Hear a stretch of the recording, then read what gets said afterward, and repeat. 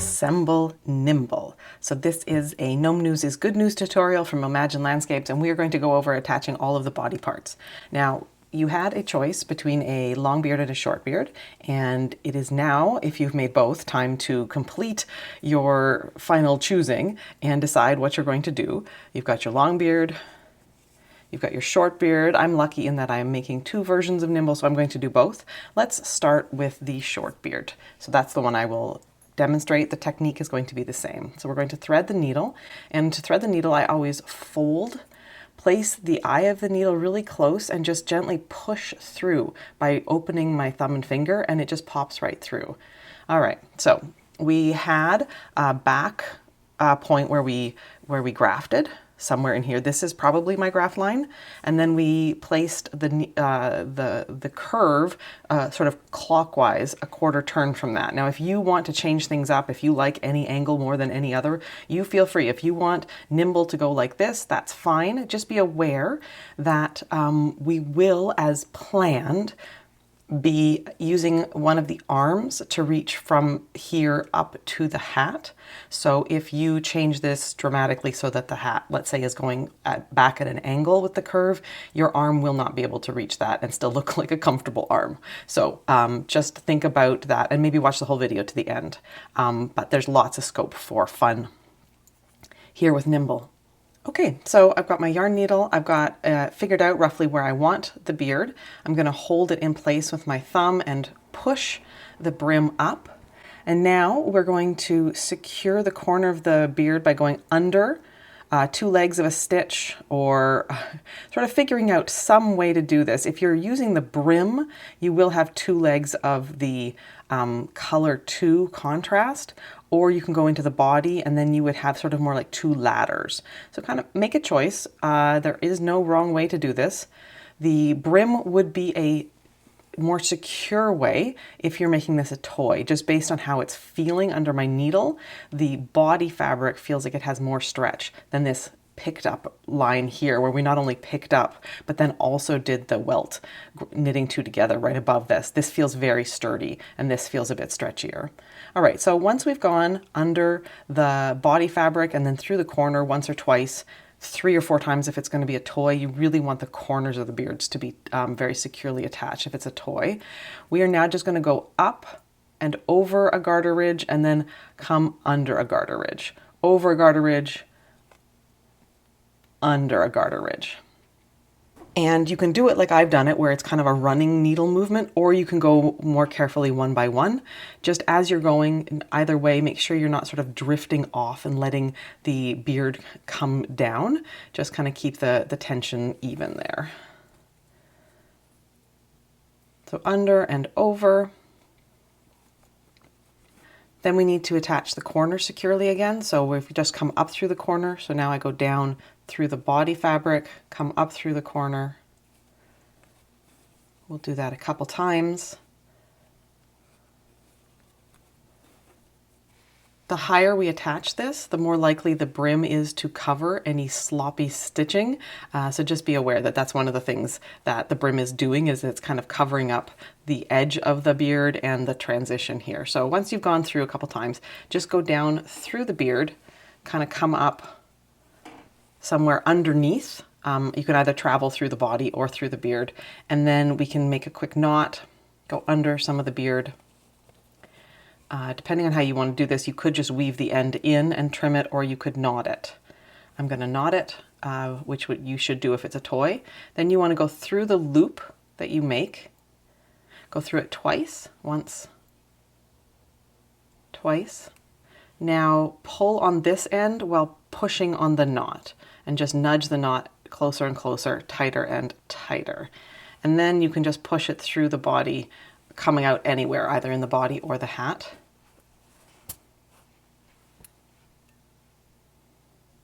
Pull tight, let that release back into the body. In the directions about the nose, it talks about how sometimes this shape looks a little more like an American football, a little pointier on the ends. So you can fix that partly by squashing it into place, but you can also, as directed in the the step for that pattern or that piece, you can just go back through either the cast on end or the bind or the fasten off end, and then pick which side of you want to be the back side, and just come up halfway through that side of the nose sphere with both ends. Go back down through, come up at the same place. And now what you can do, let me get that, there we go.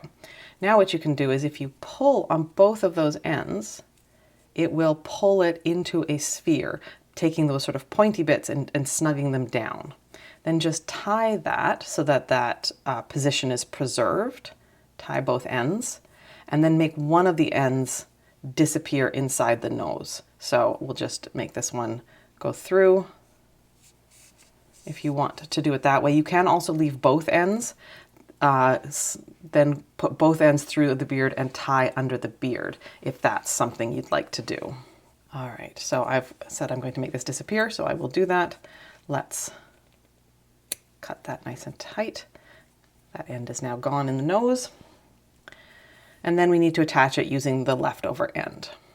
Flipping the brim up again, we want to position the nose so that the brim is sort of forced up and over, but still has enough space to droop down and cover any stitching on the beard that we want to cover.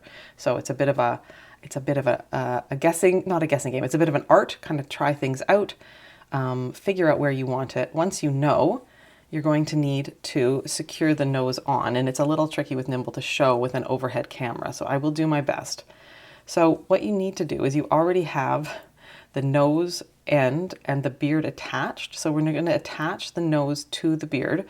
Make sure you're going through the center of the beard, so go through and under one of those, come around, and then you can come back through the nose. Looks so awkward when I film it.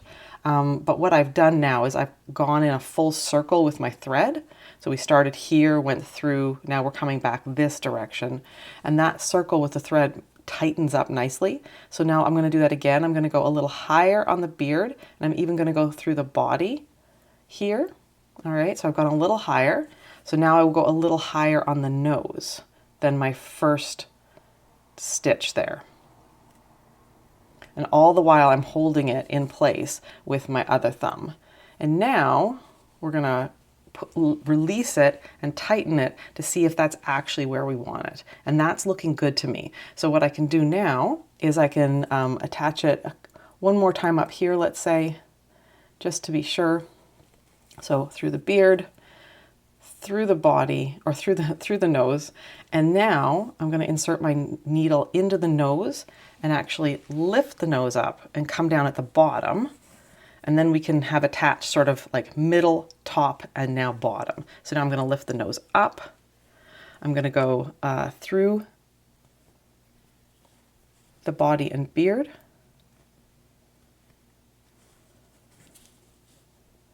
And now I'm going to go through the nose again.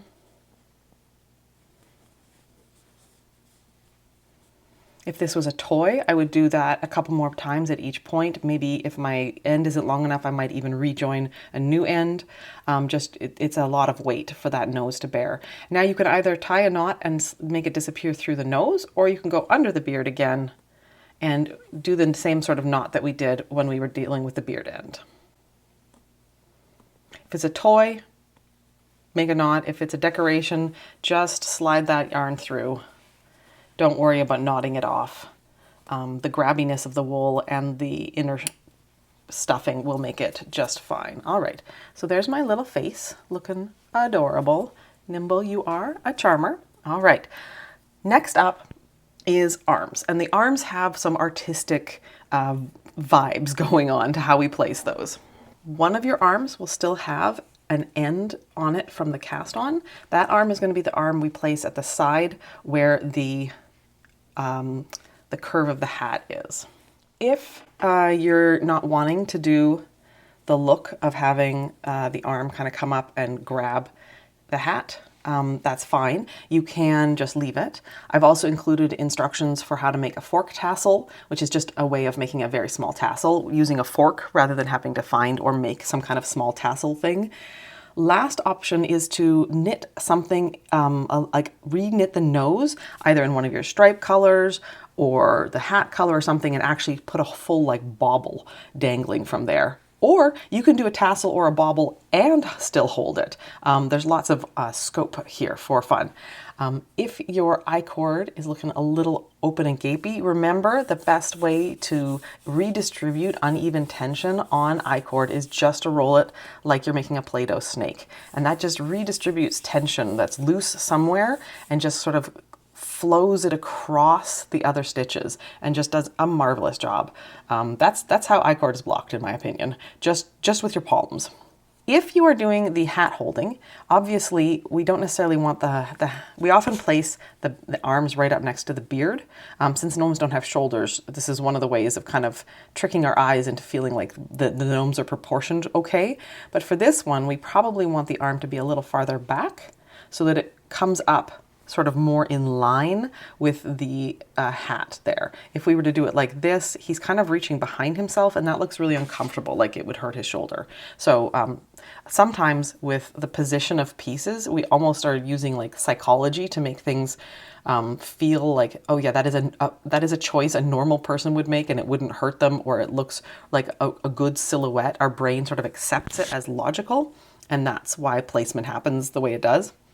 If you are doing without the grabbing, you can do our standard thing of just putting the arms right there. But if not, you're going to go about 4 stitches back from where the side of the beard is. Basically, you're lining up with where we had the beginning of round marker. Now we're going to attach the arm just sort of a standard way, which is either the V shape or the Y shape. For those of you who've done this before, just the end of the yarn might get kind of in your way. We've gone through the body. Now we need to pick up some of the arm to secure it, and we're going to go through that same spot on the body. So we're going to do it a couple times this direction and a couple times this direction, which is why I call it the V shape. So we're going to go this way and then that way. And having diagonals really helps both stabilize the position and secure it in terms of like making it longer lasting and able to stand up to a little bit of abuse and rearranging. All right, so if you've gone a couple times that direction, then we switch and we go in this direction, through the arm, through the body.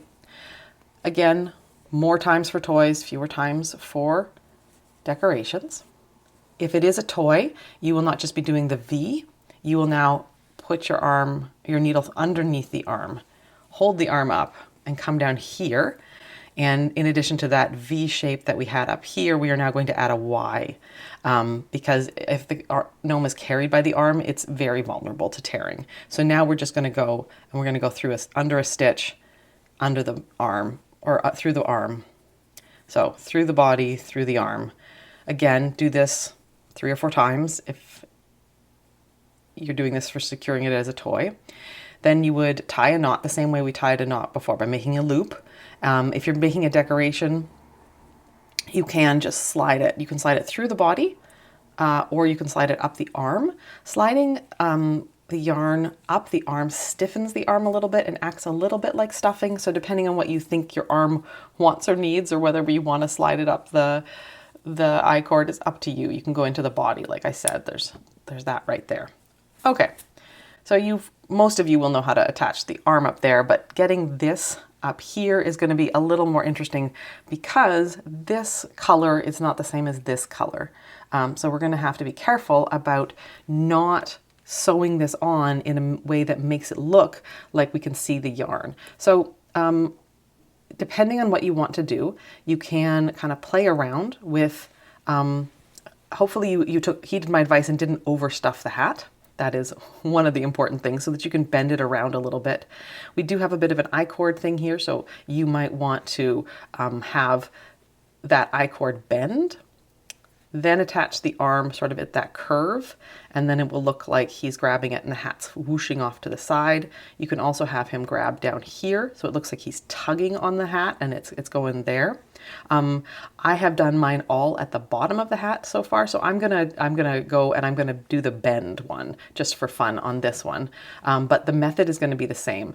No matter what, you need to keep your stitching on the back side of the hat and make sure that the loop you are forming from the palm of Gnimble's hand to the hat back is all quite small, so that the narrowness of this doesn't show it.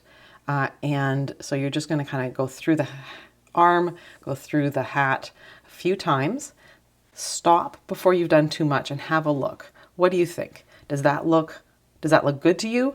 Would you change something? Can you see the yarn? Are you able to see the stitches down here? So just, think about that. Maybe it's going to be a toy. So you want to start your stitching up here where I did, but now you're going to like grab some of the arm down or the hand down here and do another set of stitching lower down so that more of the hat and the hand are attached. And so you do several attachment points there. All right. So like I said, I'm going to do this kind of holding on partway up his hat look. For this one, and then for the long beard one, I think I'll do the other method, and then you'll see that in the final photos when those go up. All right, so again, if it's a decoration, just slide the yarn either down through the icord or up into the stuffing of the hat. If it's a toy, you're going to want to do the loop and the knot method, but I would advise don't do it on the front of the hand here.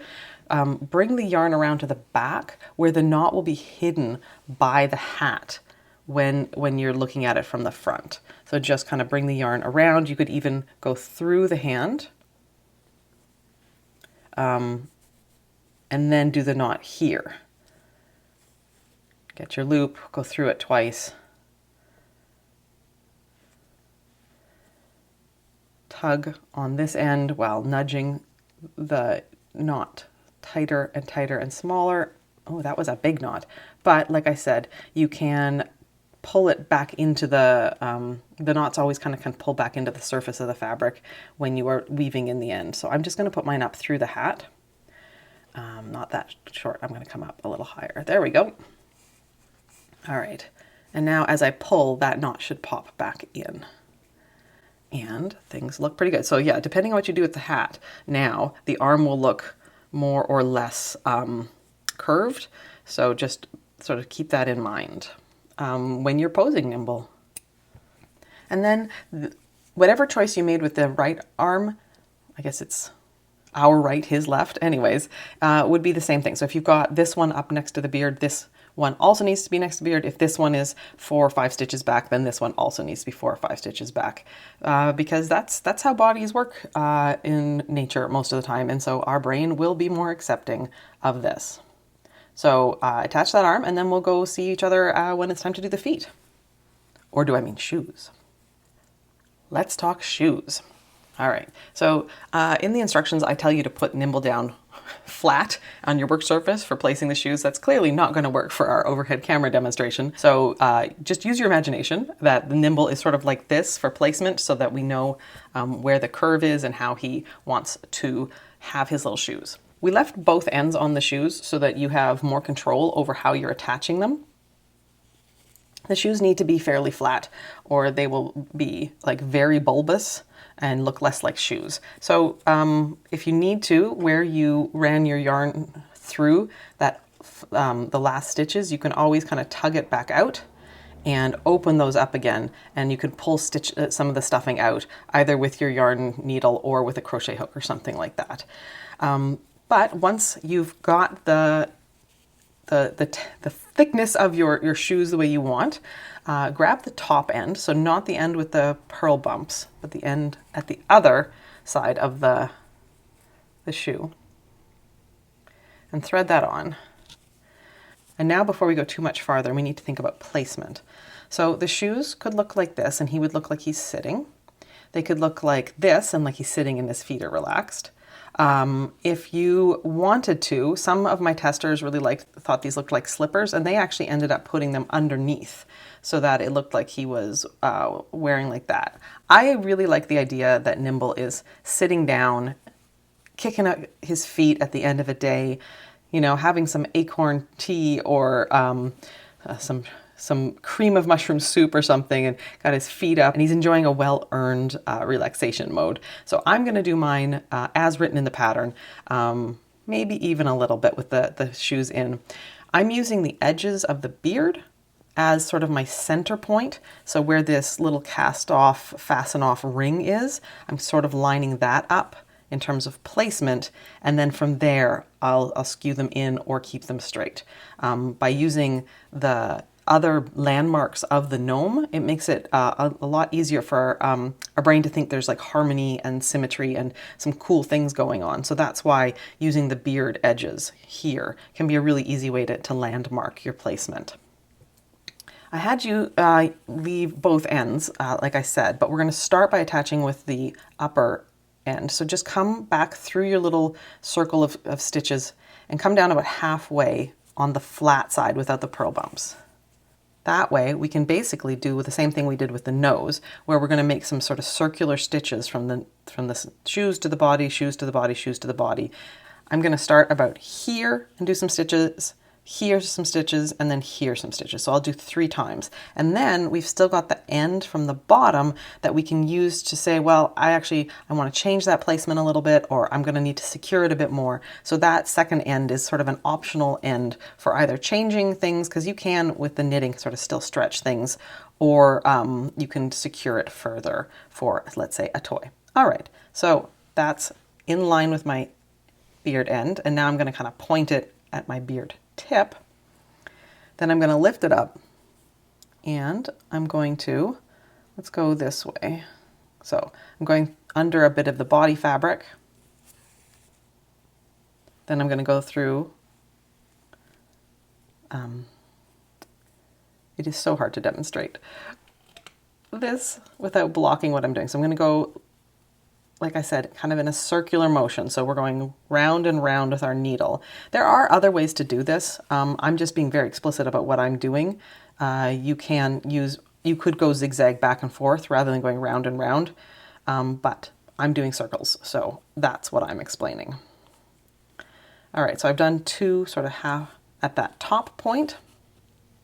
Now I'm going to lift my sneaker up, and remembering at this point, the rotation of the foot is very open, but once I start moving down on the shoe, I'm going to start locking in placement. So this is a good time to like remember where things are and to sort of use one part of your other hand to really make sure you've got that going the way you want to go. All right, so now I'm going to go, how's my circle work now? I can't even remember. Anyways, it doesn't matter. So I'm going to go through the body, or I'm going to go through the shoe here, and then under the body.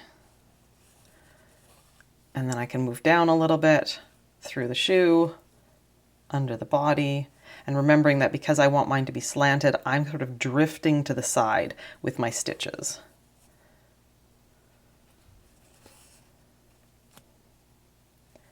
And as always, before I knot anything, tighten anything, do any of that, I'm going to take a moment and see if I like my placement. In fact, what I could do is just leave this foot like this and do the second one, and then decide if I'm locking things in. So let's do that. Because we've only attached a sort of a narrow band in the center, this does want to kind of roll around and flap, which is why you might want to use the leftovers of this end or grab the second end to sort of attach it at a second time, kind of around in a circle underneath around the edges of the gnome, and that would be more like a whip stitch. So let me knot this.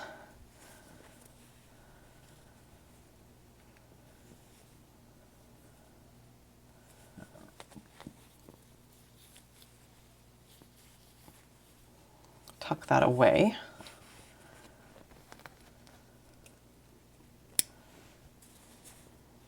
So obviously we're going to have to use a different stitch in order to attach now, because we're going to be doing less lifting and just kind of doing a vertical. So I'm going to pass my end through to the back of my shoe.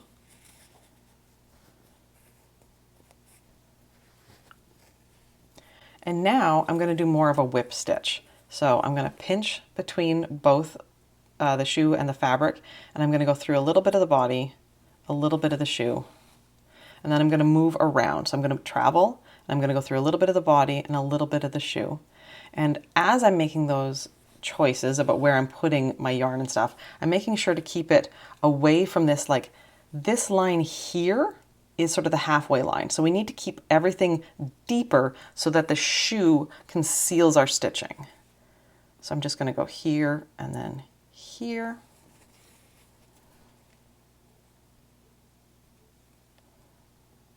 On this one, I'm sort of grabbing more like one leg of fabric from each rather than, I often talk about going under both legs of a stitch, but I'm doing more like one leg of a stitch. And so we're just going to travel up and around under this whole shoe, and that will give it a much more stable platform if you are not just sort of putting this on a shelf and posing it once. Even if you are just posing it, using this method to tack it down in a few places, maybe like a little triangle here, here, and here, might help the stability of the look you've chosen. There we go. So that's what that looks like now, fastened down compared to the one that we didn't. And I think you can see that it's a much, much more stable connection, and it even just looks better. It doesn't just sort of float off the surface. It looks nice and tucked in. So then we will knot this and make it disappear. I am often someone who will wait till I've completely finished placement of the other piece before I actually make this disappear, except when I'm on camera. So I'm going to leave this now as a reminder to you that you can always wait before sort of super finalizing things. And even if you get to the point where you're completely done, you've knotted everything and you've tucked everything away, if you don't like it, you can go in, you can cut things carefully, making sure you're cutting the stitching and not the knitting. Go in, use your needle, pull everything back, and then just cut a new length of yarn and then go and attach it again. You'll need to knot it somehow or fasten it to the piece, but you can definitely always kind of go back and redo that. I hope this helped. I hope your Gnimble is charming and making you smile. I hope that you enjoyed the vertical body and the different look this gives us. Yeah, happy gnoming, everybody. This has been so much fun.